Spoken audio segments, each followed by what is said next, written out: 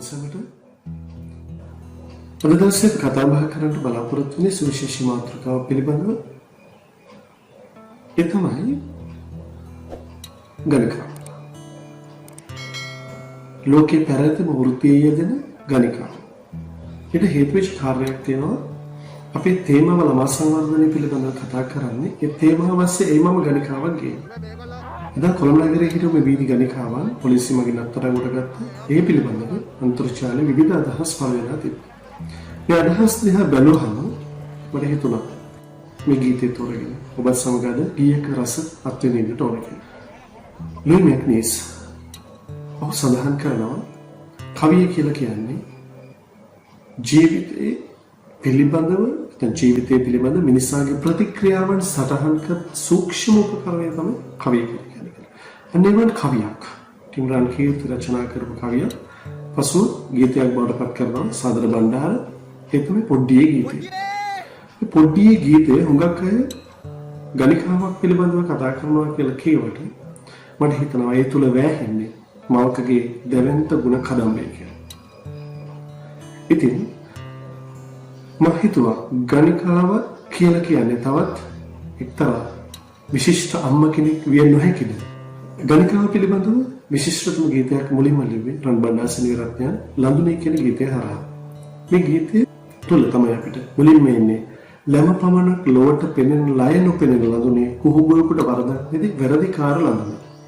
මම ගීතය ගැන නෙවෙයි කතා කරන්නේ. මේ ගීතය පිළිබඳව රන්බණ්ඩා සෙනවිරත්න හිතේ දුකට කියන කවි කියන කෘතියේදී මෙන්න මේව අදහසක් පළ කරනවා. ලඳුනේ ඔය බොහේ දොස් අහන්නේ ඔබේ පවකට නොවේ පිරිමින්ගේ පාපකමට.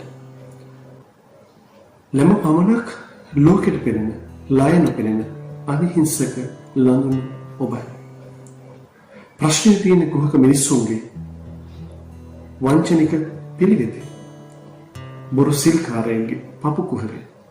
ඒ නිසා ඔබට මේ භවය තුළ යුක්තියක් සාධාරණයක් මවක් විදියටවත් සහෝදරියක් විදියටවත් ගැහණියක් විදියටවත් කවදාවත් ඔබට හිමි නොවෙන්න පුළුවන්. ඒ ඔබ ඉදිරියේ පිරිමින් විසින්ම භාවිතයට ගනිමින් පිරිමින් විසින්ම ගණිකාව නැමැති ගර්හිත ගැහණියයි සමාජයෙන් කොන් කරන නිසා. මේ පොඩි ගීතය හරි සුවිශේෂයි.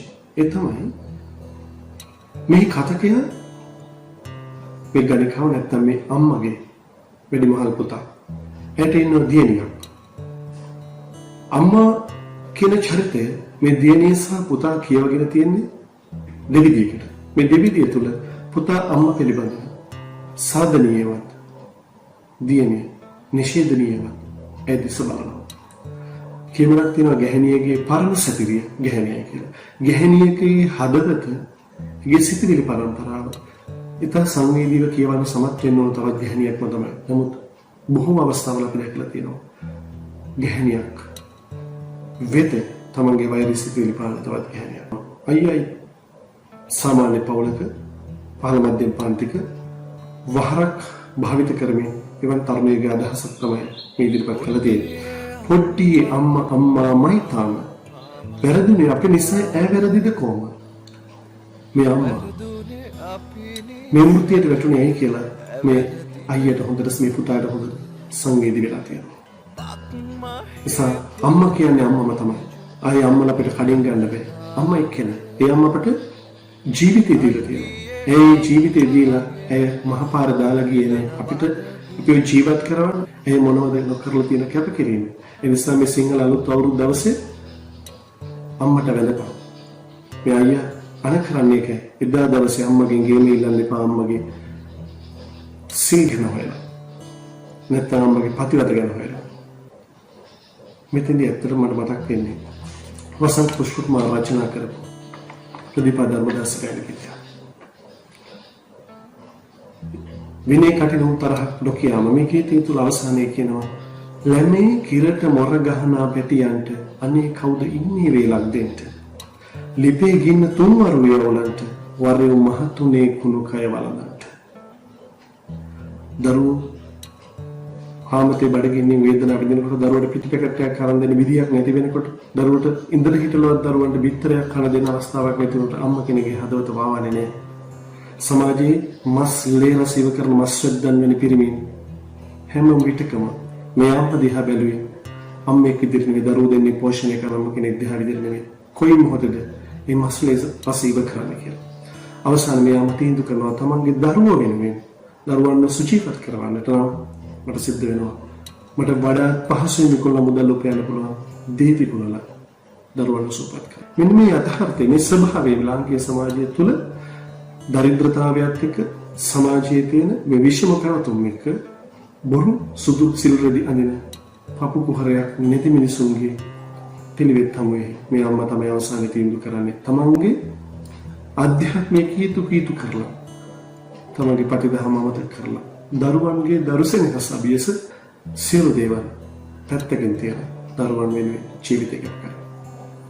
මෙයයි කියනවා අම්මත් පත්තින් දේ වගේ තනේ කඩා විසි කරලා පනිපොර ගිනි තියන වගේ තීන්දුව වලට ගිහිල්ලා තමන්ගේ ප්‍රතිදහම රැක ගන්න ගියා නම් උඹයි මායි දෙන්න මැරලා මුක්කා.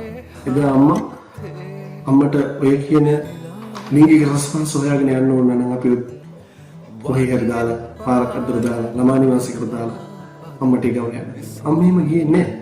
එන්නගේ උඹටයි මායි වෙනුවෙන් ඉපදිලා තිබිච්ච පපුවේ උතුරාගෙන ගියපු සෙනෙහස නිසා මේ සමාජයේ අපි දන්නවා ගණිකාව නැමැති ගර්හිත ගැහණිය යමතන මොනවද පාවිච්චි කරන වචන. මේ සෑම වචනයක් තුළම උත්තරීතර මෞපදවියෙන් පිදුම් ලබන තවත් පරපුරක් ලෝකෙට දායාද කරන අම්මා කෙනෙක් එතන ඉන්නවා.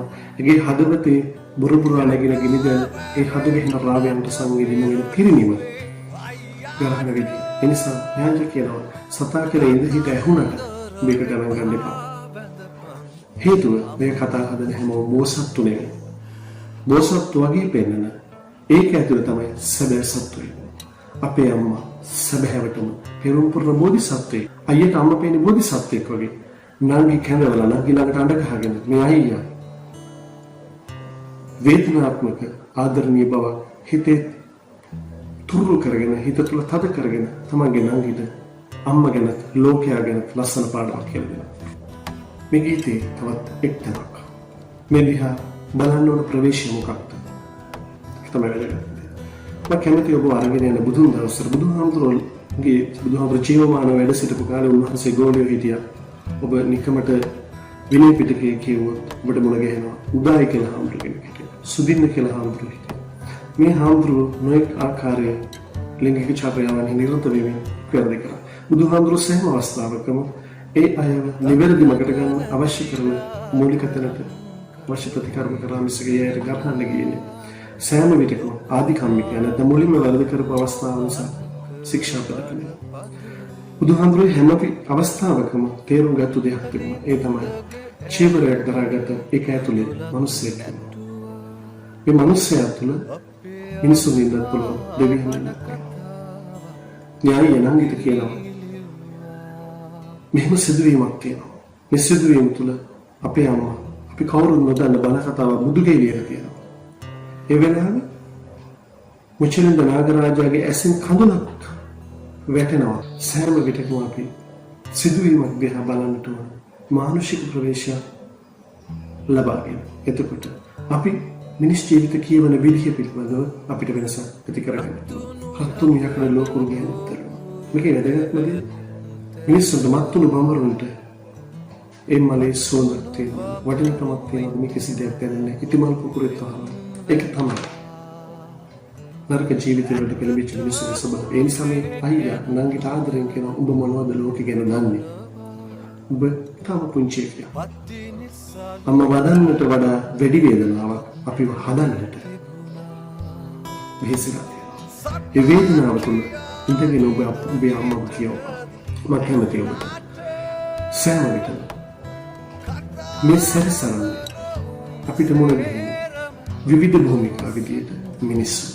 ඒ මිනිස්සු තුළ අඳුරේ පව් කරන දන එළිය රවන මිනිස්සු ගහන සමාජය අපි ලාංකික සමාජයේ සෑම තැනකටම එක හා සමාන වැසයවන්නට පුළුවන් නම් ඔබ මිනිසුන් දිහා බලන විදිහ වෙනස් වෙනවා. මතක තියාගන්නට අනිත් වැදගත්ම දේ තමයි බුදුන් දවසේ අඹ පාළි පෙර සසර කර්මය. සමහර විට සසර පින්පව් එක්ක ගැලපිලා ලැබිච්ච ජීවිතයක් නම් මේ ලෝකේ කාටවත් කිසිම තැනක සාධාරණයක් වෙලා නැහැ. ඒ නිසා අපි උත්සාහ කරන්න ඕනේ සෑම විටම මිනිසුන්ගේ ලැම්ට වෙයි ලයට එබිලා බලන්න. ඒ ලය තුල බුරුපුරාණයගෙන ගින්දර තියෙන්න පුළුවන්. ඒව නිවා ගන්න මිනිසුන්ට පහසුව ප්‍රවේශයක් මේ සොහන වෙන්න පුළුවන්.